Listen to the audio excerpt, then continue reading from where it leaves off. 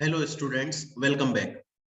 देखिए, कल हम लोगों ने सीएमए फाइनल का paper number 20 strategic performance management and business valuation start किया था और उसका हमने स्टडी नोट 8 पढ़ना शुरू किया, जिसका नाम है valuation of merger and acquisition. मैंने उसकी एक क्लास अपनी ऑलरेडी हो चुकी है। मैंने उसके अंदर आपको बताया था कि मर्जर क्या होता है, एक्विजिशन क्या होता है, कितने टाइप के मर्जर होते हैं, डीमर्जर क्या होता है, ये क्यों करते हैं, इसके रीजंस क्या होते हैं, ये सब हम लोगों ने देख ली। आज की क्लास में हम थ्योरी, मैंने आपको ये बताया था, ये जो चैप्टर है स्टडी नोट 8, ये आपके थ्योरेटिकली प्लस प्रैक्टिकली दोनों तरीके से इंपॉर्टेंट है।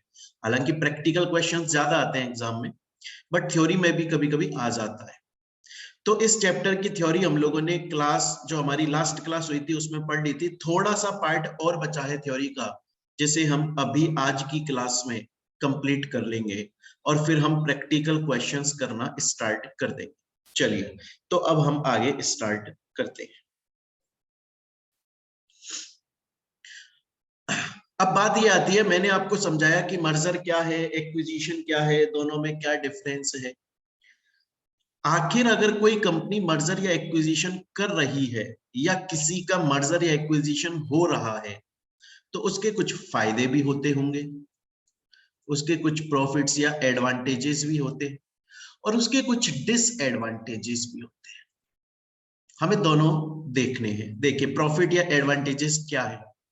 सबसे पहली बात तो कंपनी प्रॉफिट में चली जाती है। मैंने आपको बोला कि सपोज कीजिए एक कंपनी है, ए कंपनी, और वो कंपनी सिक कंपनी है, वो कंपनी लॉस मेकिंग कंपनी है, उस कंपनी के अंदर घाटा है और वो कंपनी फाइनेंशियल क्राइसिस से गुजर रही है और वो कंपनी बंद होने की कगार पे आ चुकी है, वाइंड अप होने वाली। तो एक दूसरी कंपनी जो कि हेल्दी कंपनी है, हेल्दी का मतलब प्रॉफिटेबल कंपनी है, उसने सोचा कि मैं अगर इसको अपने अंदर मर्ज कर लूं तो ये बंद होने से बच जाएगी। अगर ये बंद हो गई तो सब कुछ खत्म, इसके शेयर होल्डर्स का लॉस हो जाएगा। लेकिन अगर मैं इसे अपने अंदर मर्ज कर लूं तो इसके शेयर होल्डर मेरे बन जाएंगे, असेट्स मेरे बन जाएंगे, लायबिलिटीज मेरी बन जाएगी और अभी तक ये सिक कंपनी है, अब ये रिवाइव हो जाएगी, इसे रिवाइटल की गोली मिल जाएगी, इसमें दोबारा से एनर्जी आ जाएगी और ये हेल्दी कंपनी कन्वर्ट हो जाएगी, हेल्दी कंपनी के अंदर कन्वर्ट हो जाएगी। या तो इसको मैं मर्ज कर लूं, ये बी कंपनी सोच रही है, या तो इसको मर्ज कर लूं या इसको टेक ओवर, एक्वायर कर लूं, परचेज कर लूं। दोनों ही केसेस में ये रिवाइव हो जाएगी, सिक से हेल्दी कंपनी बन जाएगी, प्रॉफिटेबल कंपनी बन जाएगी, फायदा हो जाएगा। आ रही है बात यहां तक समझ में? तो ये फायदा हो जाता है। दूसरा फायदा, स्ट्रक्चर जो है वो अब अलाइन हो जाता है। मतलब अभी तक ए कंपनी थी, अभी तक बी कंपनी थी, दोनों सेपरेट सेपरेट काम कर रही थी। अब दोनों के, इसके एम्प्लॉइज है, इसके लेबर है, इसकी मशीन है, इसके एम्प्लॉइज खुद के हैं, इसकी लेबर खुद की है, इसकी मशीन खुद की है। अगर ये इसमें मर्ज हो जाएगी तो इसके assets, liability, profit, losses, share capital, share holder, सब कुछ इसका बन जाएगा। मतलब अब जो भी इसका था वो इसके साथ में अलाइन हो जाएगा। तो ऑब्वियस बात है, इसको भी स्ट्रेंथ मिलेगी, इसके एम्प्लॉइज बढ़ जाएंगे। अब इसके पास में इस ए कंपनी की मशीन आ जाएंगी, इसके लेबर आ जाएंगे, इसके डायरेक्टर्स आ जाएंगे, नया टैलेंट आ जाएगा, एक नई सोच आ जाएगी, वो कंपनी को बढ़िया चलाएंगे। तो स्ट्रक्चर अलाइन हो जाता है।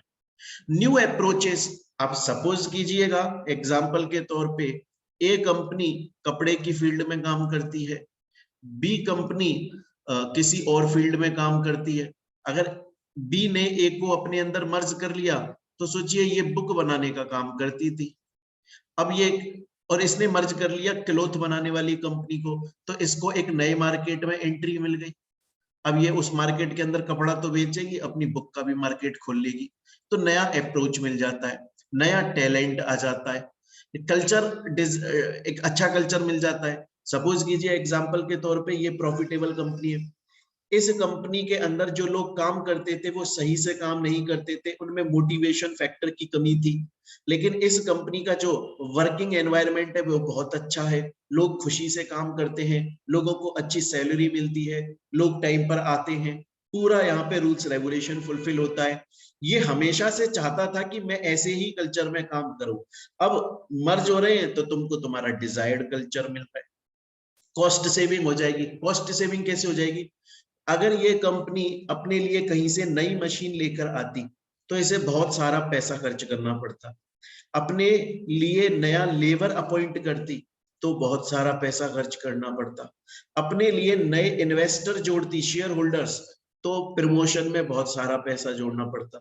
लेकिन अब ये कंपनी इसमें मर्ज हो रही है तो बहुत कम पैसों में, और पैसे भी नहीं देने, मर्जर हो रहा है तो ये कंपनी इसके शेयर होल्डर को सिर्फ शेयर्स देगी, पैसा भी नहीं देगी, एक्विजिशन में पैसा देगी, लेकिन उतना नहीं देगी जितना अगर ये ओरिजिनली मशीन खरीदती। अब इसकी मशीन इसको मिल जाएंगी कम पैसे में, कॉस्ट तो सेव हो ही रही है, तो ये फायदे हो जाते हैं।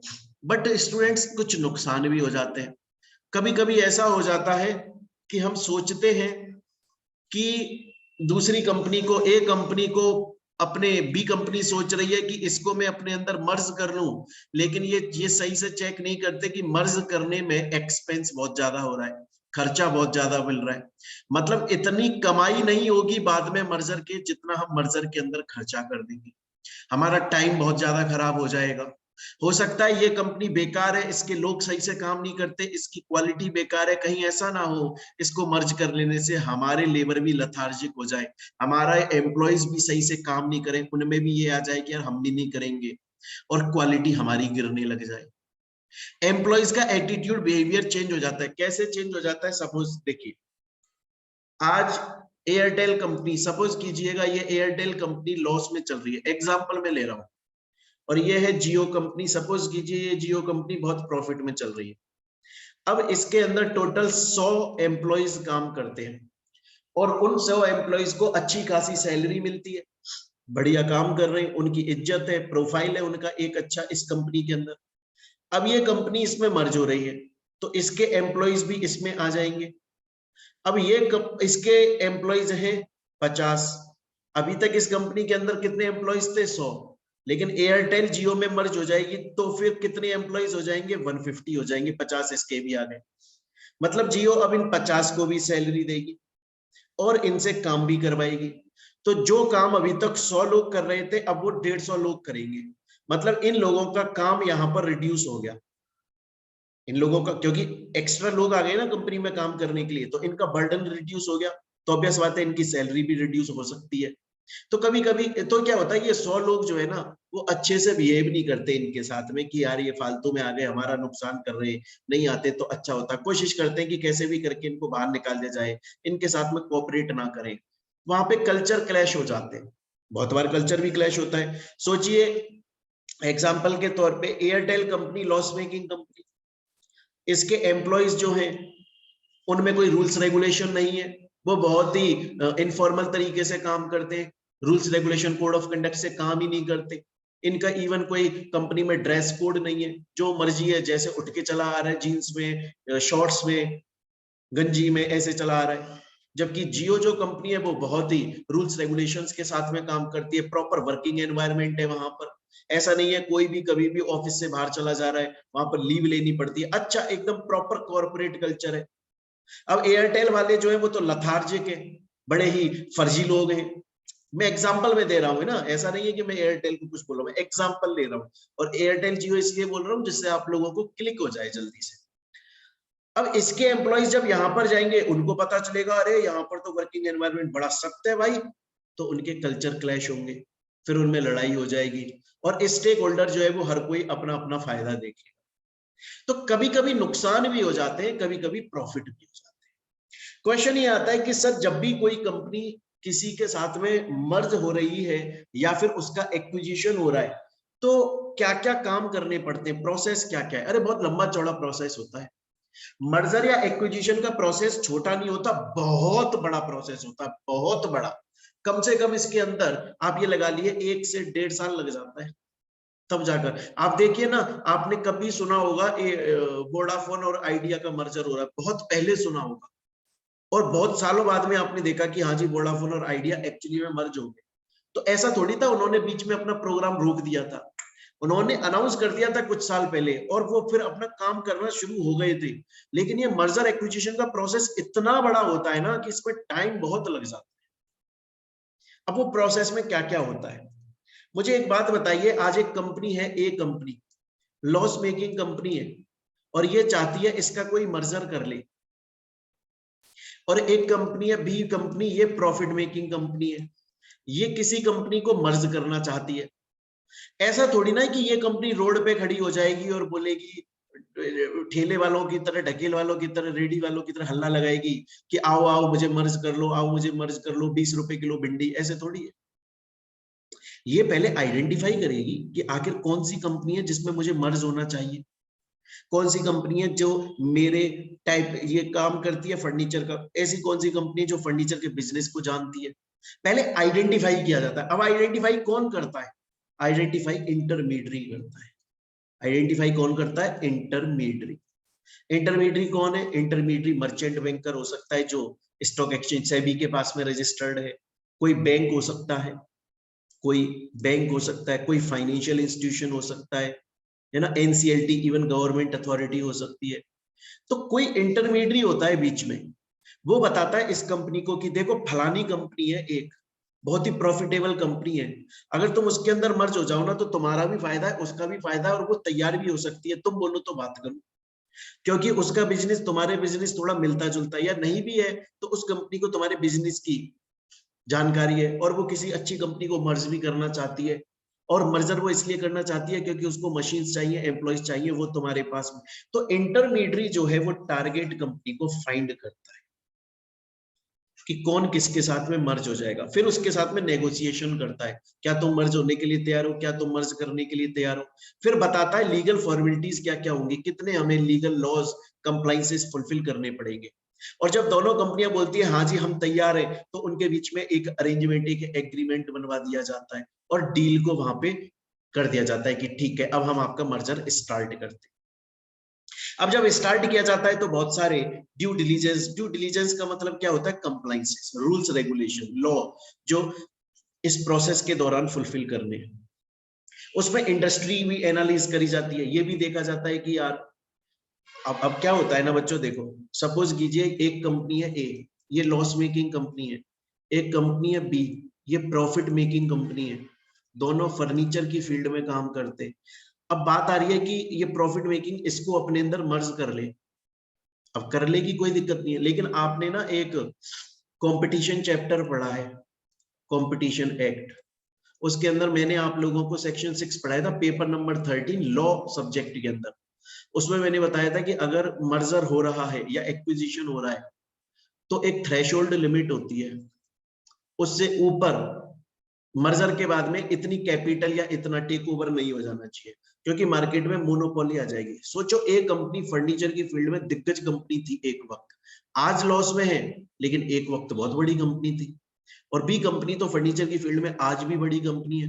अगर ये दोनों आपस में मिल गए तो फर्नीचर की फील्ड में बाकी जो छोटी मोटी कंपनीज है उनके लिए तो कोई कंपटीशन ही नहीं बचेगा, क्योंकि एक फील्ड फर्नीचर की फील्ड में ये दो बड़े दिग्गज हाथी आ गए, अब छोटे मोटे को तो ऐसे ही कुचल देंगे, छोटे मोटे व्यापारी जो फर्नीचर की फील्ड में काम कर रहे हैं, मतलब इनकी मोनोपोली आ जाएगी एक वक्त।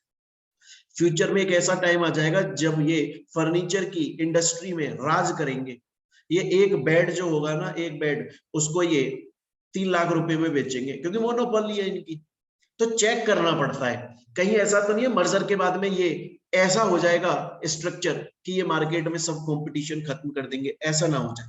मर्जर के बाद में ग्रोथ रेट क्या रहेगी, क्या मर्जर कर सकते हैं, बीच में कौन कौन से कंप्लाइंसेस आ रहे हैं, क्या किसी लीगल अथॉरिटी से अप्रूवल लेनी पड़ेगी, क्या कोई ऐसा एक्ट है जो मर्जर करने से मना कर रहा है, ये चीज देखी जाती है। फाइनेंशियल एनालिसिस देखा जाता है, दोनों की बैलेंस शीट कैसी है। भाई आज अगर बी कंपनी इस ए को अपने अंदर मर्ज करेगी तो देखेगी ना कि मर्जर के बाद मुझे प्रॉफिट होगा कि नहीं होगा, कहीं मुझे लॉस तो नहीं हो जाएगा, कहीं मेरी गुडविल तो खराब नहीं हो जाएगी, कहीं मेरा एनपीएस तो मार्केट प्राइस पर शेयर तो नहीं गिर जाएगा, कहीं मेरा ईपीएस तो नहीं गिर जाएगा। वैल्यूएशन किया जाता है, फाइनेंशियल एनालिसिस किया जाता है। उसके बाद में नेक्स्ट देखोगे तो मैनेजमेंट एनालिसिस किया जाता है कि काम करने वाले जो लोग हैं वो कैसे हैं कंपनी के अंदर, उनको कितना एक्सपीरियंस है, वो सही से काम करते कि नहीं करते, अपने लेबर के साथ में उनके रिलेशन कैसे, कहीं लेबर को सच में नौकर की तरह तो ट्रीट नहीं करते, उनको पूरी इज्जत दी जाती है, उनको पूरे लेबर लॉज वाले रूल्स रेगुलेशंस फुलफिल किए जाते हैं। मार्केटिंग एनालिसिस करना पड़ेगा कि जो कंपनी मर्ज हो रही है, target company, loss making company, sick company, उसकी मार्केट में इज्जत कैसी है। ऐसा तो नहीं है प्रॉफिटेबल कंपनी सोचे कि मैं इसको अपने अंदर मर्ज कर लूं, पता चला मार्केट में मेरी भी इज्जत गिरने लग गई, लोग मुझसे भी नाराज हो गए। ऐसा नहीं होना चाहिए। मैन्युफैक्चरिंग की आज A company loss making company furniture बनाती है, बी कंपनी प्लास्टिक बोटल्स बनाती है, तो अब ये जब इसके अंदर मर्ज हो जाएगी तो ये प्लास्टिक बोतल जो इसका मेन काम है वो तो करेगी, इसका फर्नीचर वाला काम भी करेगी, तो उसके लिए मैन्युफैक्चरिंग इंडस्ट्री कहाँ खोलनी पड़ेगी, कर पाएगी कि नहीं कर पाएगी। तो बहुत बड़ा प्रोसेस होता है बच्चों। आपको ये प्रोसेस पूरा याद नहीं करना, क्योंकि आपको तो प्रैक्टिकली देखना है इसको। आपको मैंने जो लास्ट क्लास ली थी ना, जो हमारी फर्स्ट क्लास थी थ्योरी की, वो थ्योरी पार्ट आपको पूरा समझ में आना चाहिए, प्लस उसके अलावा आपको इनके ये वाला टॉपिक समझ में आना चाहिए, एडवांटेजेस डिसएडवांटेज। ये पूरा प्रोसेस आपको समझने की जरूरत नहीं है, बट मैंने दे दिया है, अगर कोई बच्चा नॉलेज के लिए पढ़ना चाहे तो पढ़ सकता है। थ्योरी में एक टॉपिक और मैं आपको छोटा सा बता देता हूं, फिर हम प्रैक्टिकल स्टार्ट करेंगे, जो कि हमारा मेन मुद्दा है इस चैप्टर का। एक छोटा सा टॉपिक मैं बता देता हूं जिसका नाम है सिनर्जी। सिनर्जी का मतलब होता है साथ में मिल गई एनर्जी, साथ में मिल गई एनर्जी। मतलब 1 और 1 11, मतलब 2 और 2 5।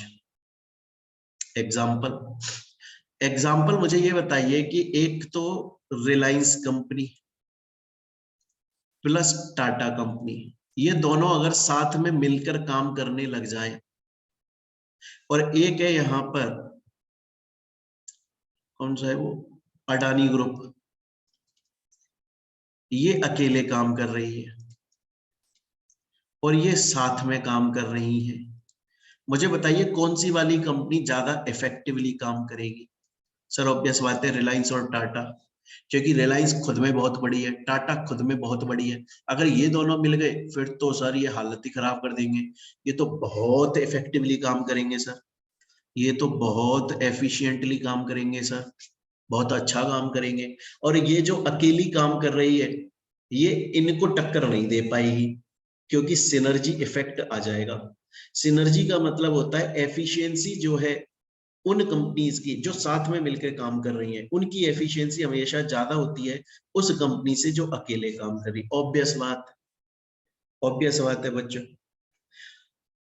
आप देखिए अगर एक टीम है, जैसे एग्जांपल के तौर पे आप एक तरफ तो खड़ा कर दो सिर्फ सचिन तेंदुलकर और एक तरफ खड़ा कर दो पूरी टीम को, तो आप ये थोड़ी ना बोल दोगे कि सचिन तेंदुलकर भारी पड़ जाएगा। हाँ माना बहुत बड़े क्रिकेटर हैं, कोई शक नहीं है इसमें, बहुत बड़े हैं, पर पूरी टीम तो टीम होती है ना, इनकी एनर्जी तो साथ में मिल गई ना। ये बैटिंग कर लेंगे, चलो बॉलिंग कर लेंगे, फील्डिंग भी सब खुद ही कैसे कर, कीपिंग कैसे कर लेंगे, सब कुछ थोड़ी ना, एम्पायरिंग ऐसे थोड़ी ना, बाकी पूरी टीम की जरूरत तो पड़ती है ना। ये होता है सिनर्जी। तो हमें, ये मैंने आपको थ्योरेटिकली बता दिया, इसका हमें प्रैक्टिकल में क्या जरूरत पड़ेगी। सर हम जब आप प्रैक्टिकल क्वेश्चन करेंगे क्या इस सिनर्जी पार्ट का हमें काम पड़ेगा? हाँ क्वेश्चन आएगा, मैं करवाऊंगा। प्रैक्टिकल क्वेश्चन ऐसे आएगा कि दो कंपनियां आपस में मर्ज हो गई, मर्ज होने के बाद में उनका इतना प्रॉफिट बढ़ गया या इतना ईपीएस बढ़ गया या इतना एमपीएस बढ़ गया, इसे क्या बोले, इसे ये सिनर्जिक इफेक्ट कहलाता है। तो ऐसे क्वेश्चन करेंगे हम। चलिए स्टूडेंट, यहां तक हमने थ्योरी पार्ट कर लिया इस चैप्टर का। अब हम मूव करते हैं अपने प्रैक्टिकल पार्ट, और यहां से हम स्टार्ट करेंगे इस चैप्टर के प्रैक्टिकल क्वेश्चंस। देखिए स्टूडेंट्स, ये चैप्टर के practical question totally formulas based है, फॉर्मूला बेस्ड है, और सभी फॉर्मूला मैंने आपके आसान बनाने के लिए, आपके कन्वीनियंस के लिए, आपके कंफर्ट के लिए सभी फॉर्मूलाज मैंने एक जगह पर यहाँ पर लिख दिए हैं। टोटल 13 फॉर्मूलाज मैंने आपको लिख दिए हैं यहाँ पर एक साथ में, जिससे आप इजीली उनको सॉल्व कर सके। जब भी कोई क्वेश्चन सॉल्व करें, फॉर्मूला भूल जाए तो यहाँ पर आकर। अब देखिए बच्चों, मैं हर फॉर्मूला को आपको एक एक करके समझाने नहीं वाला। सर ऐसा क्यों? आप एक एक फॉर्मूला हमको समझाने वाले क्यों नहीं हो? क्योंकि मैं डायरेक्टली आपको प्रैक्टिकल क्वेश्चन सॉल्व करवाऊंगा। फिर प्रैक्टिकल क्वेश्चन में हमसे जो पूछा जाएगा, हम यहाँ पर आकर उसका फॉर्मूला चेक करेंगे। उससे आसानी ये होगी, एक तो आप एक फॉर्मूला पे अच्छे से फोकस कर पाओगे, और हाथ की हाथ उस फॉर्मूला के प्रैक्टिकल क्वेश्चन को भी सॉल्व कर लोगे, और वो आपको बाकायदा खुद ब खुद लर्न हो जाएगा। आपको फॉर्मूलाज यहाँ पे रटने की जरूरत नहीं पड़ेगी, खुद से लर्न हो जाएंगे, क्योंकि आप प्रैक्टिस करोगे तो बाय डिफॉल्ट लर्न हो जाएगी। चलिए अब हम स्टार्ट करेंगे बच्चों अपने प्रैक्टिकल क्वेश्चंस। सबसे पहले हम बेसिक से चलते हैं बच्चों, बेसिक से एडवांस्ड लेवल पे चलेंगे। तो सबसे पहला बेसिक प्रैक्टिकल क्वेश्चन करेंगे, बड़ा ही सिंपल है। क्वेश्चन पढ़ते हैं। ये बोल रहा है एक कंपनी है मार्क लिमिटेड, ये मार्क लिमिटेड एक्वायर कर रही है मास्क लिमिटेड को। मतलब मास्क लिमिटेड टारगेट कंपनी है जिसका एक्विजिशन हो रहा है, और ये मार्क लिमिटेड एक्वायरर है जो कि एक्विजिशन कर रही है। लिखा हुआ है एक्वायरिंग है, ये टारगेट है। इनकी हमको इंफॉर्मेशन दी हुई है। ओके, पूछ क्या रहा है, एक एक करके सॉल्व करेंगे हम। पहला क्वेश्चन ये पूछ रहा है, what is the swap ratio in terms of current market prices. Sir swap ratio क्या होता है, मैं समझा देता हूं क्या होता है। Mark limited company acquirer company है, Mask limited company target company है। ये इसका एक्विजिशन कर रही है, इसके शेयर होल्डर्स इसके शेयर होल्डर बन जाएंगे। माना? मतलब ये एक्वायरर कंपनी इसके शेयर होल्डर्स को अपने शेयर्स इशू करेगी। किस रेशियो में? मैंने आपको लास्ट क्लास में समझाई थी ये बात, अगर याद हो। किस रेशियो में इशू करेगी? अगर आज मानकर चलिए कि मोहित बंसल, मैं इस कंपनी का शेयर होल्डर हूं और मैंने 1000 रुपए के या 1000 शेयर्स होल्ड करे हैं, और इस कंपनी का एक शेयर 5 रुपए का है। क्या ये कंपनी भी मुझे 1000 शेयर होल्ड करेगी, जबकि इसका शेयर तो 10 रुपए का है एक शेयर? तो ये कंपनी मुझे कम शेयर इशू करेगी। कितने इशू करेगी, ये पता चलता है इस स्वैप रेशियो से, जो हमारे इसको हम एक्सचेंज रेशियो के नाम से भी जानते हैं। इसको हम एक्सचेंज रेशियो के नाम से भी जानते हैं। तो अब हम कैसे कैलकुलेट करेंगे एक्सचेंज रेशियो, या फिर हम कैसे कैलकुलेट करेंगे स्वैप रेशियो? स्वैप रेशियो को बच्चा एक फॉर्मूला होता है, देखो यहां पे लिखा हुआ है मैंने। स्वैप रेशियो का फॉर्मूला होता है market price per share of target firm divided by market price per share of acquiring firm. मतलब हमें पहले टारगेट फर्म का एमपीएस निकालना पड़ेगा, फिर हमें एक्वायरिंग फर्म का एमपीएस निकालना पड़ेगा, फिर डिवाइड कर देंगे तो स्वैप रेशियो आ जाएगा, जो कि हमारा फर्स्ट पूछा गया है हमसे।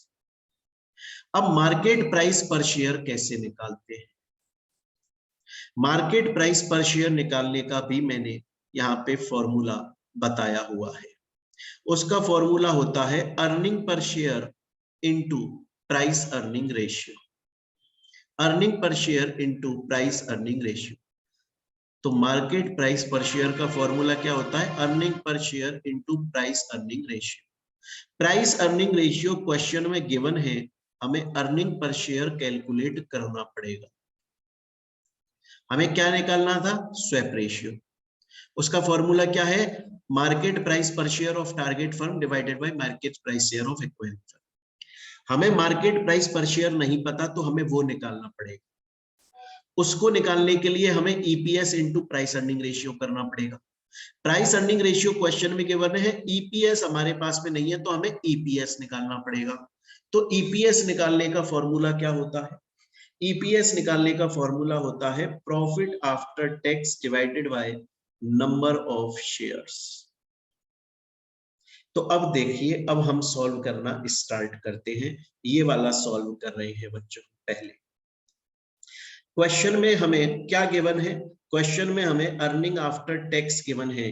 मार्क लिमिटेड का 200 और ये लैक्स में चल रहा है, मास्क लिमिटेड का 40, वो हमने यहाँ पर लिख दिया। नंबर ऑफ शेयर्स भी हमको गिवन है, वो भी हमने एज इट इज यहाँ पर लिख दी है। प्राइस अर्निंग रेशियो भी क्वेश्चन में गिवन है, वो भी हमने यहाँ पर लिख दिया। हमें निकालना क्या है? Earning per share. कैसे निकलता है? प्रॉफिट आफ्टर टैक्स कितना है, इसकी बात करें तो 200 divided by number of share कितने हैं? 20। कितना आ गया अर्निंग पर शेयर? निकालिए, 10 आ गया। कितना आ गया? 10। इसका निकालिए, इसकी प्रॉफिट कितने हैं? 40। क्लियर ये चीज यहां तक? नंबर ऑफ शेयर्स कितने हैं? 10। तो कितना आ जाएगा? 4। तो अर्निंग पर शेयर दोनों का निकल गया। अब अर्निंग पर शेयर निकल गया तो हम क्या निकाल सकते हैं? Market price per share. क्योंकि मार्केट प्राइस पर शेयर का फॉर्मूला था price earning ratio into EPS. Price earning ratio question में गिवन है 10 इसका, और ईपीएस अभी अभी हमने निकाला 10। तो मार्केट प्राइस पर शेयर कितना आ गया? 100। उसका निकालोगे तो प्राइस अर्निंग रेशियो कितना गिवन है? 5। ईपीएस अभी अभी कितना निकला? 4। 5 इंटू 4 20। तो हमारे पास में दोनों का मार्केट प्राइस पर शेयर आ गया। अब हम क्या निकाल सकते हैं? Swap ratio. कैसे निकालते हैं? Market price of target firm. Target firm है मास्क, इसका कितना आया? 20। तो 20 divided by market price of acquiring firm, इसका कितना आया? एक्वायरिंग फर्म का 100। तो कितना आ गया? 0.20। ये हमारा पहला सॉल्व हो गया। स्टूडेंट बोलता है सर बहुत इजी है, टोटल फॉर्मूला बेस्ड है, मुझे सब समझ में आ गया। मुझे स्वैप रेशियो निकालना था, उसके लिए मुझे एमपीएस की जरूरत थी।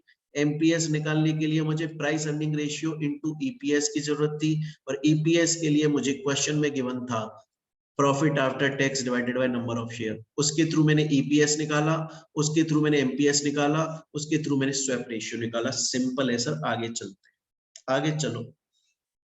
नेक्स्ट बोल रहा है what is the EPS earning per share of mark limited. Mark limited मतलब एक्वायरर, जो एक्वायर कर रहा है ना, मार्क लिमिटेड एक्वायर कर रहा है। ये पूछ रहा है जब एक्विजिशन हो जाएगा उसके बाद इस एक्वायरर फर्म का ईपीएस कितना होगा आफ्टर द एक्विजिशन। में फॉर्मूला तो है और सिंपल है, ये भी बड़ी आसानी से आ जाएगा, पर इससे पहले एक बात समझाना चाहूंगा बच्चों। ये है मार्क लिमिटेड, ये एक्वायरर है। ध्यान से समझिएगा बच्चों, कंसेप्ट बिल्ड हो रहे हैं ये आपके। जैसे जैसे आपके कंसेप्ट बिल्ड होंगे ना, फिर हम जो एडवांस लेवल के क्वेश्चन करेंगे वो हम जल्दी से सॉल्व कर देंगे, उसमें इतना टाइम नहीं लगाएंगे क्योंकि आपके कंसेप्ट ऑलरेडी बिल्ड हो चुके होंगे। मार्क लिमिटेड एक्वायरर है, क्वेश्चन में गिवन है। मास्क लिमिटेड टारगेट है, ये क्वेश्चन में गिवन है। मुझे बताएं जब एक्विजिशन हो जाएगा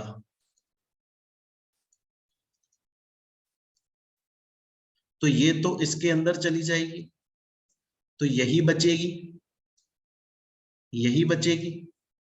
तो आफ्टर एक्विजिशन कौन सी कंपनी रहेगी? एक्वायरर रहेगी, क्योंकि ये तो इसमें चली जाएगी। स्टूडेंट बोलता है सही बात है सर। तो अगर मैं ये बोलूं कि पोस्ट मर्जर या post acquisition earning per share of acquirer, क्या ये इसी बात को मैं ऐसे बोल सकता हूं, post acquisition earning per share of combined firm. दोनों कंपनियों को मिलाकर अर्निंग पर शेयर जो निकलेगा वो एक्चुअली में एक्वायरर का ही अर्निंग पर शेयर होगा। देखो मैंने यहां ये बात लिखी भी है, पोस्ट मर्जर या post acquisition earning per share of combined firm का मतलब है पोस्ट मर्जर या post acquisition earning per share of acquirer. क्योंकि मैंने क्या बोला, ये कंपनी इसको एक्वायर कर रही है तो ये इसके अंदर मिल जाएगी, ये खत्म हो जाएगी, ये जिंदा रहेगी, तो जो इसका ईपीएस होगा वो दोनों का ईपीएस होगा क्योंकि ये इसमें मिल चुकी है। तो मैं ये बोलूं कंबाइंड ईपीएस, सेम बात इक्वल्स टू करके मैं बोल दूं एक्वायरर का ईपीएस, बात सेम है क्योंकि अब एग्जिस्ट ही ये करती है। स्टूडेंट बोलता है सही बात है, मैं समझ गया सर आपकी बात, आपकी भावनाओं को मैं समझ चुका हूं, अब चलो मेरे आगे। चलो भैया, तो ये पूछ रहा है what is the EPS of mark limited मतलब एक्वायरर। फॉर्मूला देखो, पोस्ट मर्जर पैट मतलब मर्जर के बाद में प्रॉफिट आफ्टर टैक्स कितना है, तो पहले कितना था 200 और 40, मर्जर के बाद कितना हो जाएगा क्योंकि दोनों एक्वायर हो जाएंगी 240, एक तो आ गया 240 divided by combined number of shares. Combined number of shares का मतलब क्या होता है, मर्जर के बाद कितने शेयर्स, वो कैसे निकालते हैं वो मैं बता देता हूं कैसे निकालते हैं। फॉर्मूला होता है इसका और वो मैंने यहां पर वैसे लिखा भी है, ये देखो ये मैंने यहां पे लिख भी रखा है, मैं यहां शॉर्ट में समझा भी देता हूं। शेयर्स ऑफ एक्वायरर कितने हैं जी, एक्वायरर के शेयर्स हैं 20 lakh plus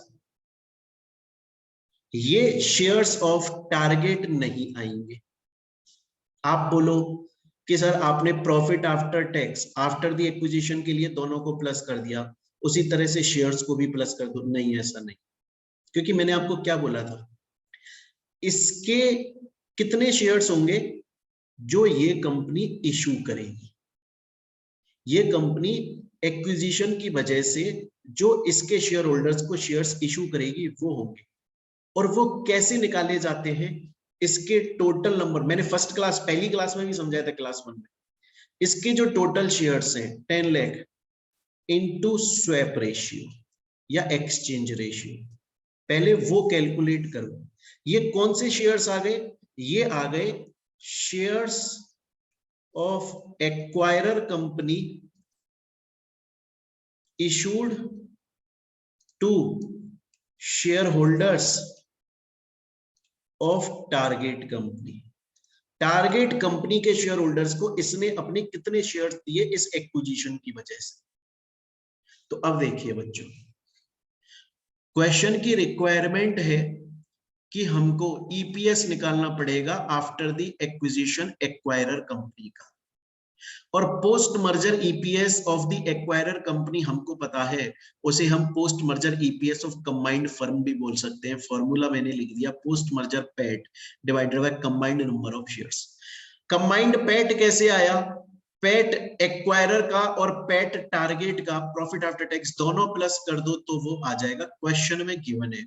combined number of shares का फॉर्मूला मैंने बताया, शेयर्स ऑफ एक्वायरर गिवन है आपको क्वेश्चन में 20, आपको क्वेश्चन में गिवन है 20, ये रहे, plus shares of acquirer issued to target company मतलब टारगेट कंपनी के शेयर, और सिंपल भाषा में मैं बोलूं ऐसे ले लो, shares of acquirer plus shares of target into swap ratio, ऐसे बोल दो इसको, और सिंपल भाषा में फॉर्मूला आप लिख लो बच्चों, इस फॉर्मूले को जल्दी से लिख लो, shares of acquirer plus shares of target company into swap ratio. पहले इसको सॉल्व करो फिर इससे प्लस करो।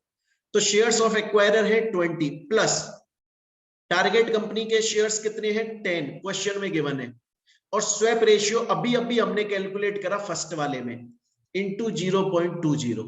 पहले इसको सॉल्व करो, पहले इसको सॉल्व करो, अरे ये बात समझ में, तो ये कितना आ जाएगा 2, तो 20 एक्वायरर के हैं plus shares of target company into swap ratio, मतलब 2 इक्वल्स टू टोटल कितने आ जाएंगे 20।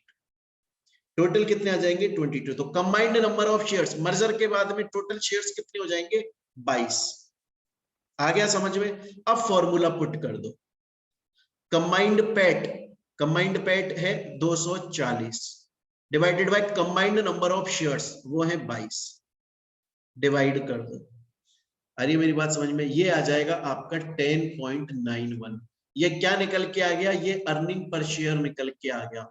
ऑफ किसका आ गया? एक्वायरर का आ गया। आफ्टर द एक्विजिशन आ गया। इसे आप ईपीएस ऑफ कंबाइंड फर्म भी बोल सकते हो।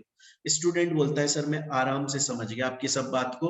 यहां मैंने जब प्रैक्टिकल को सॉल्व किया है मैंने पूरी थ्योरी तक लिख दी है, जिससे कोई बच्चा प्रैक्टिकल में कमजोर है तो भी वो आसानी से समझ जाए हमने ऐसा क्यों किया। अब चलते हैं हम आगे।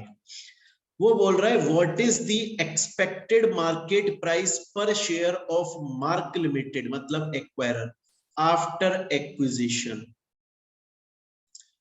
इसके लिए बच्चों पहले कंसेप्ट समझो। इस थर्ड वाले पॉइंट के लिए कंसेप्ट समझो। वो कंसेप्ट को मैंने यहां पे लिख दिया है लेकिन आप समझ लो। मैं 3 बातें लिखने वाला हूं। पहली बात देखिए, पहली बात, अगर क्वेश्चन के अंदर price earning ratio after acquisition दिया हुआ है तो हम उसी को लेंगे कैलकुलेशन के लिए। अगर क्वेश्चन के अंदर price earning ratio after acquisition नहीं दिया हुआ तो जो एक्वायरर कंपनी का प्राइस अर्निंग रेशियो था बिफोर एक्विजिशन वो ही आफ्टर एक्विजिशन मान लिया जाए, वो ही आफ्टर एक्विजिशन मान लिया जाए। प्राइस अर्निंग रेशियो अगर क्वेश्चन में गिवन है कि मर्जर के बाद या एक्विजिशन के बाद ये प्राइस अर्निंग रेशियो हो जाएगा तो हम वो ले लेंगे। अगर गिवन नहीं है तो जो एक्वायरर कंपनी का मर्जर से पहले प्राइस अर्निंग रेशियो था मर्जर के बाद में भी वही रहेगा। स्टूडेंट बोलता है सर ए और बी पॉइंट समझ में आ गए, लेकिन sir price earning ratio of target company, अरे यार ये एक्वायरर ये टारगेट, ये जब इसमें एक्वायर हो जाएगी, जब इसका नामो निशान खत्म हो जाएगा तो जो एक्वायरर का प्राइस अर्निंग रेशियो है वही प्राइस अर्निंग रेशियो तो टारगेट का होगा। हाँ सर, मैं दोबारा बोल देता हूं बच्चों, बहुत आराम से समझ लो क्योंकि इस पे आगे पूरा क्वेश्चन डिपेंड है। अगर क्वेश्चन में after acquisition new price earning ratio given है तो वह लेंगे। अगर नहीं गिवन है तो price earning ratio of acquirer before acquisition. बात आई price earning ratio of target will be same of price earning ratio of acquirer, क्योंकि भैया मर्ज हो गई। जब वो मर्ज ही हो गई, ये पत्नी है, हालांकि ये मेरे को नहीं बोलना चाहिए ऐसा, पर समझाने के लिए मैं बोल रहा हूं। ये वाइफ है, ये पत्नी है और ये पति है, और ये बड़ी धर्मप्रता पत्नी है।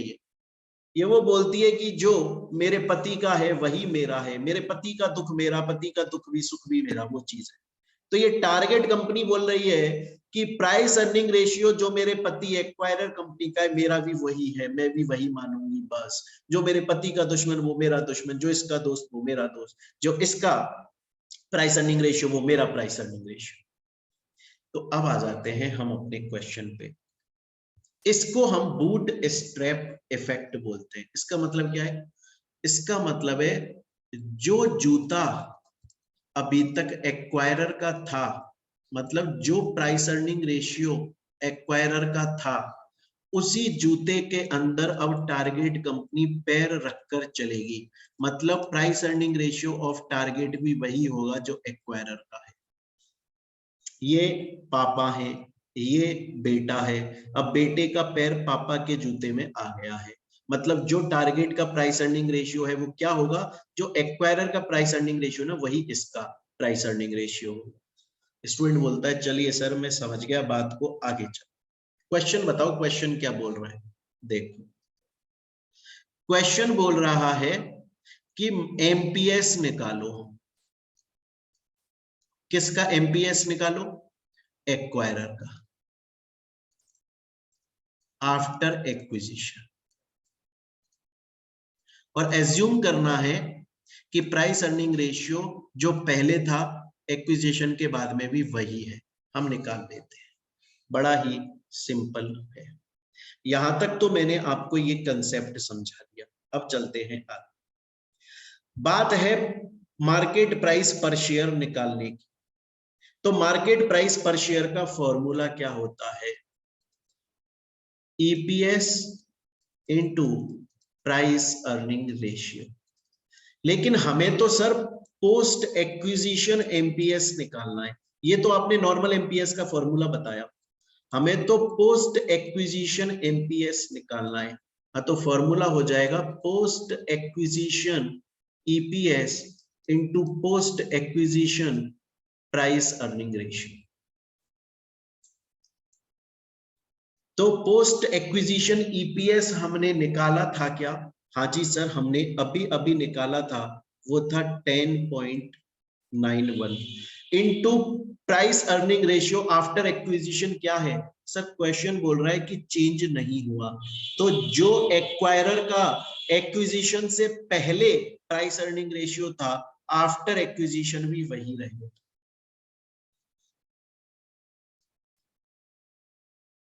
ये आ गया आपका market price per share of acquirer. Student बोलता है सर आपने 3 समझा दिए, बड़े ही इजी हैं, मैं आराम से समझ गया, चौथे पर चल, fourth. Determine the market value of merged firm, मतलब एक्वायरर। हाँ जी निकाल लेते हैं सर, बड़ा ही इजी है, इसका फॉर्मूला है, मैंने लिखा हुआ है आगे फॉर्मूला में, कंबाइंड नंबर ऑफ शेयर्स, वो तो हमने अभी अभी निकाले थे, combined number of shares into MPS of acquirer after merger, वो सर हमने अभी अभी निकाला, उससे आ गया 2400.2, ये हमारे फोर्थ का आंसर आ गया, market value of merged firm. तो ये हो गया, ये हो गया, ये हो गया, ये हो गया, टोटल फॉर्मूला बेस्ड है बच्चों, मैंने आपको स्टार्टिंग में भी बोला। कुछ फॉर्मूलाज तो आपको लर्न हो गए होंगे, अभी तो शुरुआत है प्रैक्टिकल क्वेश्चंस की, आगे आगे चलोगे तो लर्न हो ही जाएंगे अपना। अब लास्ट बोल रहा है आप हमें ये बताइए कि इस एक्विजिशन से शेयर होल्डर्स को गेन हुआ या लॉस हुआ, तो सर वो हम कैसे निकालें, अरे प्री मर्जर या प्री एक्विजिशन एमपीएस और पोस्ट एक्विजिशन एमपीएस दोनों को कंपेयर कर लो, आपको पता लग जाएगा। अच्छा सर देखो, लेकिन उसके लिए हमने अभी तक पोस्ट मर्जर ईपीएस और एमपीएस एक्वायरर का तो निकाल लिया था, टारगेट का और निकालना पड़ेगा, फॉर्मूला सेम है, मैंने यहां पे निकाल दिया, फॉर्मूला सबका सेम है, मैंने वो कैलकुलेट कर दिया है यहां पर। अब देखिए ये टेबल बन जाएगी, pre acquisition MPS, pre acquisition वो तो हमने सबसे पहले स्टार्टिंग में निकाल ही लिया था, ये मार्केट प्राइस पर शेयर ये हमने निकाल ही लिया था, तो ये हमने यहां पे रख दिया। पोस्ट एक्विजिशन एमपीएस इसका तो हमने अभी अभी निकाला था 109.1, और इसका टारगेट कंपनी का मैंने यहां पर निकाल ही दिया, फॉर्मूला सेम है, आप यहां पे खुद इसको कैलकुलेट कीजिए। तो प्री मर्जर एमपीएस आ गया दोनों का, पोस्ट मर्जर एमपीएस आ गया दोनों का। अब हम एक्रीशन निकाल लेंगे, सर एक्रीशन क्या होता है, दोनों के बीच का डिफरेंस। तो मुझे बताओ मर्जर के बाद या एक्विजिशन के बाद एक्वायरर का मार्क लिमिटेड का कितना एमपीएस है? 109.1। पहले कितना था? 100। तो 109.1 माइनस 100 इक्वल्स टू 9.1। ये एक्रीशन है, मतलब इतना इंक्रीज हो गया। सेम उसी तरह से 21.82 post merger minus pre merger 1.82, इतना गेन हुआ है, इतना बढ़ा है। टोटल शेयर ये एक शेयर का, ये पर शेयर का है क्योंकि हमने पर शेयर लिया है, market price per share. Total number of share से इंटू कर दो इसको, तो टोटल अगर देखा जाए तो 182 लैक्स का और यहां पर 18.2 लैक्स का फायदा हो गया। तो कंक्लूजन क्या निकला? Acquisition is profitable for all share holders. Student बोलता है सर मैं इस क्वेश्चन को पूरा समझ चुका हूं, A to Z मुझे समझ में आ गया। तो आगे चलते हैं हम। इसी तरह का एक और इलस्ट्रेशन है, इलस्ट्रेशन नंबर 22। उसमें अभी हमने जो इलस्ट्रेशन नंबर 12 मैंने आपको सॉल्व करवाया, उसमें जो जो चीजें मैंने सॉल्व करवाई इसमें भी वो सब चीजें आएंगी, एक एक्स्ट्रा और आ जाएगी, तो हमारा कंसेप्ट थोड़ा सा और बिल्डअप हो जाएगा। ध्यान से पढ़ेंगे, आराम से पढ़ेंगे। देखिए क्वेश्चन पढ़ो बड़े प्यार से, बड़े आराम से। ये बोल रहा है एक कंपनी है रिलायबल इंडस्ट्रीज लिमिटेड RIL, और ये एक दूसरी कंपनी सनफ्लावर इंडस्ट्रीज लिमिटेड को एक्वायर करने की, टेक ओवर करने की सोच रही है। तो RIL कौन हो गई? एक्वायरर, जो एक्वायर करेगी। SIL कौन है? टारगेट, जिसका एक्विजिशन होगा। हमें क्वेश्चन में डिटेल्स दी हुई है। PAT earning after tax given है, नंबर ऑफ शेयर्स गिवन है, अर्निंग पर शेयर भी इन्होंने खुद नहीं कैलकुलेट करके दे दिया, वो सिंपल है, और पीई रेशियो गिवन है। सबसे पहला क्वेश्चन हमसे क्या पूछा गया, एक एक करके सॉल्व करेंगे। सबसे पहला देखेंगे, सबसे पहला बोल रहा है what is the market value of each company before merger. Before merger market value निकालो जी। अब स्टूडेंट सबसे पहले एक चीज दोबारा से ध्यान से, मार्केट वैल्यू कैसे निकाली जाती है? सर फॉर्मूला है market price per share into number of shares. क्या नंबर ऑफ शेयर्स क्वेश्चन में गिवन है? यस। क्या market price per share given है? नो। तो हमें पहले क्या निकालना पड़ेगा? एमपीएस। वो कैसे निकालते हैं? Earning per share into PE ratio. क्या ये गिवन है? सर ये गिवन है दोनों। इससे हमारा एमपीएस निकलेगा, उससे हमारी मार्केट वैल्यू निकल जाएगी। तो देख क्वेश्चन में देखो, सबसे पहले अर्निंग पर शेयर गिवन है, हाँ जी सर ये रहा, वो हमने यहां लिख लिया। क्या आपको प्राइस अर्निंग रेशियो गिवन है? जी हाँ सर वो ये रहा, नीचे दिया हुआ, वो भी हमने यहां पर लिख लिया। तो मार्केट प्राइस पर शेयर कैसे निकालते हैं? Sir earning per share into price earning ratio. तो 2 into 10 20, 1 into 5 5। सर एमपीएस आ गया। तो मार्केट वैल्यू कैसे निकालते हैं? सर मार्केट वैल्यू निकालते हैं market price per share into number of total shares. क्या क्वेश्चन में गिवन है? सर एमपीएस तो अभी अभी हमने कैलकुलेट किया, number of shares already question में गिवन है। तो क्या मार्केट वैल्यू निकल जाएगी? जी सर निकल गई। ओके, तो पहला वाला सॉल्व हो गया। हाँ सर पहला वाला सॉल्व हो गया, टोटल फॉर्मूला बेस्ड।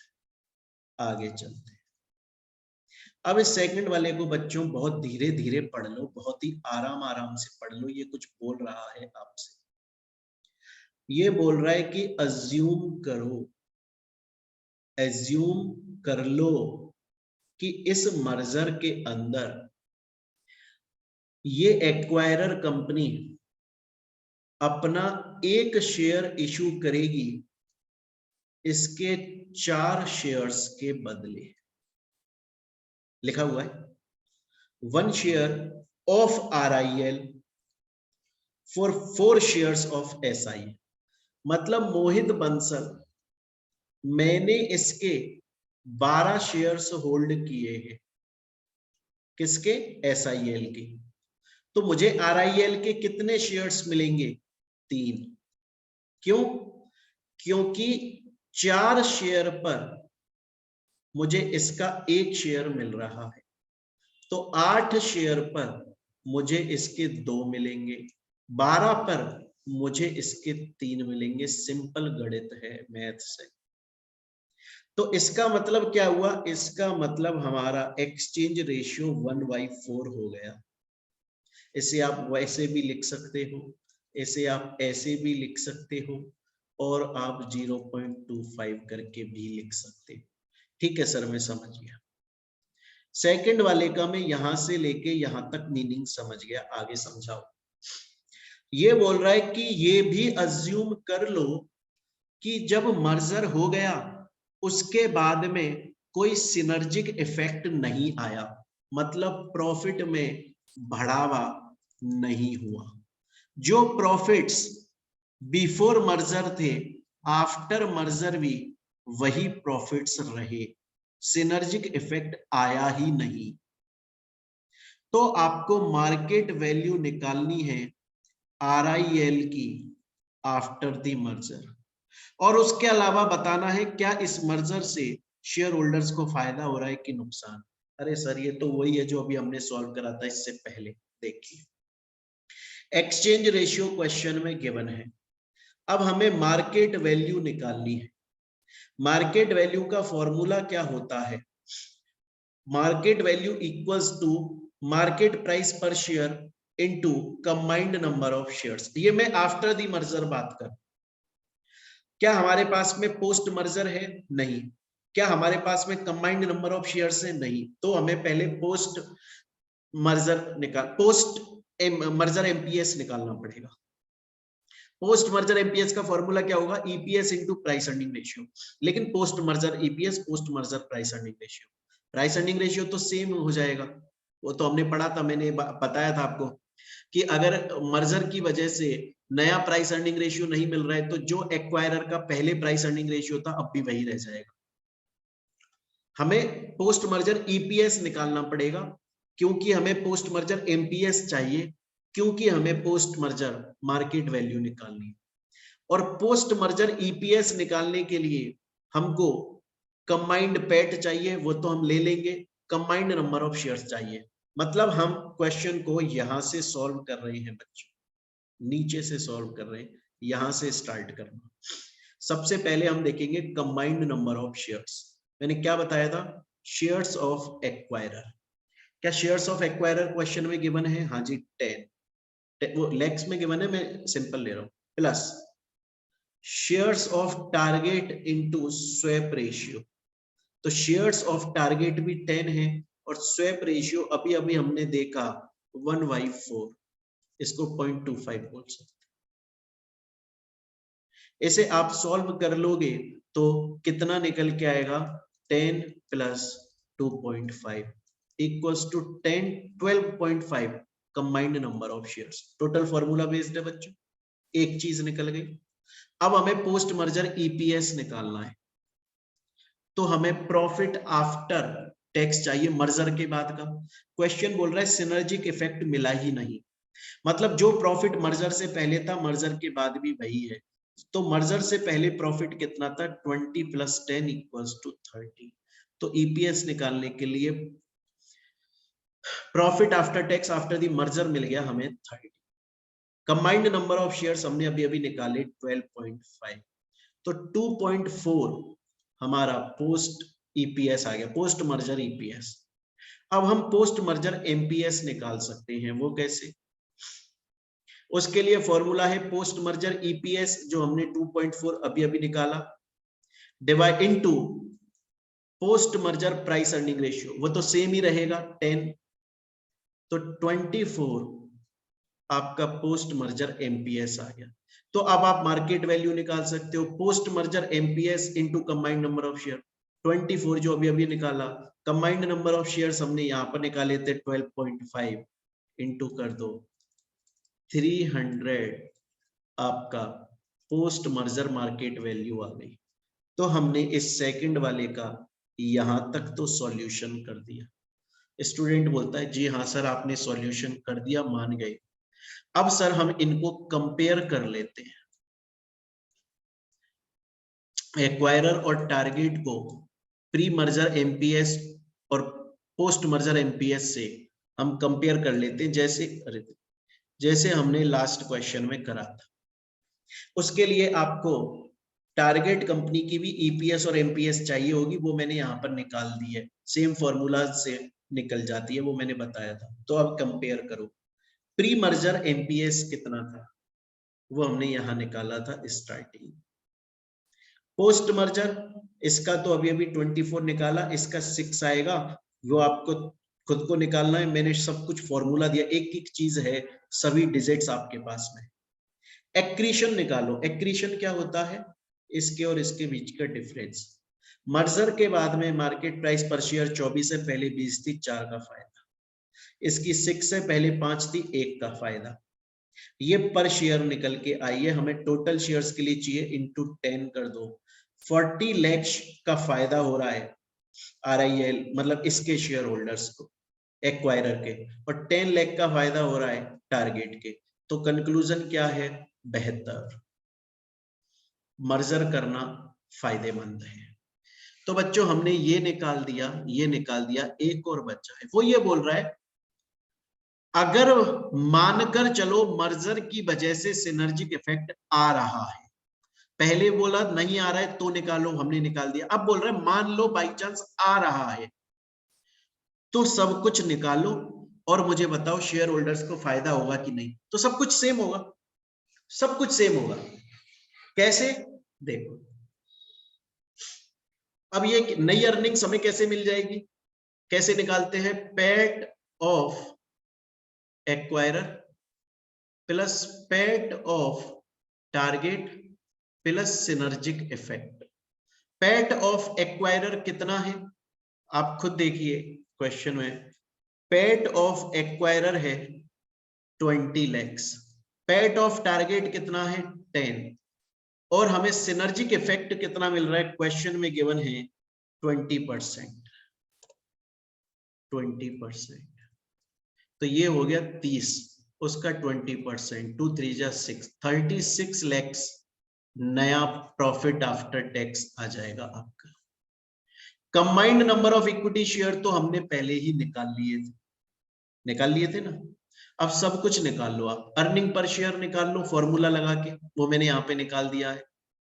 अरे मेरी बात समझ में, और टारगेट का भी निकाल लो, प्राइस अर्निंग रेशियो है, माई मार्केट प्राइस भी निकाल दो। तो पहले ईपीएस निकाल लो, फिर उसके थ्रू एमपीएस निकाल लो। ईपीएस कैसे निकलेगा, मैंने क्या बताया था, ईपीएस कैसे निकलता है, फॉर्मूले पर चले जाओ, सब कुछ टोटल फॉर्मूला बेस्ड है। कंबाइंड पैट अब कितना आ गया आपका 36 lakh, divided by combined number of shares कितने हैं 12.5, पहले निकाले थे हमने, यहाँ ये रहे, डिवाइड कर दो, क्या आ गया 2.88। ये किसका आ गया, एक्वायरर का। टारगेट कंपनी का अर्निंग पर शेयर कैसे निकालते हैं, सर आपने फॉर्मूला बताया है क्या हमको, अरे यार भाई सब बताया आपको मैंने, कोई ऐसी चीज है ही नहीं जो नहीं बताई हो। Post merger EPS of target company, post merger EPS of combined firm into swap ratio, post merger EPS of combined firms 2.88 into swap ratio 0.25, 0.72, ये ईपीएस आ गया इसका। तो दोनों का ईपीएस निकाल लिया। अब एमपीएस निकाल लो, एमपीएस का फॉर्मूला भी मैंने आपको बताया हुआ है। एमपीएस हम कैसे कर लेते हैं, EPS into price earning ratio. तो पहले आरआईएल का निकाल लो, ईपीएस कितना निकला 2.88, प्राइस अर्निंग रेशियो कितना है 10। क्यों है, क्योंकि मैंने बताया था अगर नया प्राइस अर्निंग रेशियो नहीं दिया तो एक्वायरर का वही हो जाता है जो पहले था, तो पहले 10 था, तो आ जाएगा 28.80। अब एसआईएल का मार्केट प्राइस पर शेयर निकाल लो, फॉर्मूला तो वही रहेगा, अर्निंग पर शेयर इसका निकला था 0.72 इंटू प्राइस अर्निंग रेशियो। अब टारगेट कंपनी का प्राइस अर्निंग रेशियो क्या रहता है, मैंने बोला था जो एक्वायरर का प्राइस अर्निंग रेशियो है वही इसका, जो पति का वही पत्नी का। हाँ जी, तो इसका भी 10 आ जाए 7.2, तो सब आ गया। प्री मर्जर एमपीएस तो हमारे पास में था ही, उसके बाद में पोस्ट मर्जर भी आ गया। ये उल्टा कर दिया मैंने, 1 मिनट रुपए, ये ऐसे हो जाएगा है ना। प्री मर्जर कितना था 24, पोस्ट मर्जर कितना है 28.8, प्री मर्जर 6, पोस्ट कितना है 7.2। एक्रीशन निकाल दो, माइनस कर दो, 4.80 1.2, ये पर शेयर का निकला है, मतलब एक शेयर पर इतना फायदा हो रहा है। एक्वायरर कंपनी के शेयर होल्डर को 4 रुपए 80 पैसे का हो रहा है, इसको 1.2 का हो रहा है।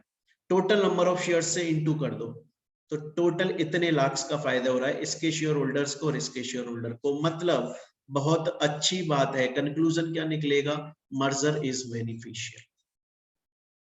स्टूडेंट सब कुछ फॉर्मूला बेस्ड है, एक एक चीज को मैंने थ्योरी और प्रैक्टिकल दोनों से बताया है। कोई भी काम हम क्यों कर रहे हैं मैंने सब लिखा है। कोई बच्चा जिसका प्रैक्टिकल कमजोर है वो भी बहुत आसानी से कर लेगा।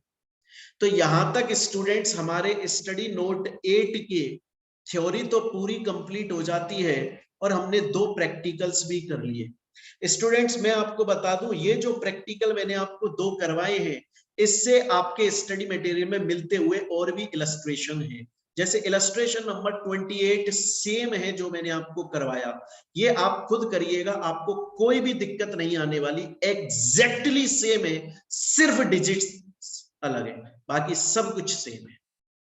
तो एक बार आप लोग यहां तक इसको सॉल्व करेंगे बच्चों, बाकी का फिर हम अपनी नेक्स्ट क्लास में कंटिन्यू करेंगे और धीरे धीरे मैं आप लोगों के एक एक करके जो आपका कंसेप्ट है वो बिल्डअप करता जाऊंगा। फॉर्मूला आपको प्रैक्टिस कर करके याद हो जाएंगे। सभी फॉर्मूलाज मैंने आपको एक साथ में दे दिए हैं, उन्हीं से ये पूरा चैप्टर सॉल्व हो जाएगा। तो स्टूडेंट्स जिन बच्चों ने मेरे से क्लासेस ऑलरेडी ली हुई हैं, जिन्होंने परचेज किए हैं, उनके पास तो नोट्स हैं। जो लोग अगर सोशल मीडिया प्लेटफॉर्म पर देख रहे हो तो वीडियो के डिस्क्रिप्शन के टेलीग्राम चैनल का लिंक दिया हुआ है डिस्क्रिप्शन में, टेलीग्राम चैनल ज्वाइन करके नोट्स डाउनलोड कर लेना। बच्चों अगर क्लासेस परचेज करनी है तो इस नंबर पे कॉल, व्हाट्सएप या टेलीग्राम कर सकते हो, आपको बहुत ही नॉमिनल प्राइसेस में क्लास मिल जाती है। अगर आप, और अनलिमिटेड व्यूज मिलते हैं, जब तक आपके एग्जाम रहते हैं तब तक आप 1000 लाख करोड़ों बार आप उसका रिवीजन कीजिए, कोई रेस्ट्रिक्शन नहीं होती, जितनी बार रिवीजन करो कर लो। अगर आप दिसंबर 22 के लिए क्लास परचेज करते हो या जून 2023 के लिए, तो मात्र आपको 3500 में क्लास मिल जाएगी, प्लस नोट्स मिल जाएंगे। अगर आप जून 20, अगर आप जून 2022 जो कि अब एग्जाम आ गया उसके लिए लेना चाहते हो तो सिर्फ 1500 रुपए में आपको क्लास और नोट्स मिल जाएंगे, अनलिमिटेड व्यूज है। तो चलिए स्टूडेंट्स, बाकी का अब हम अपनी नेक्स्ट क्लास में कंटिन्यू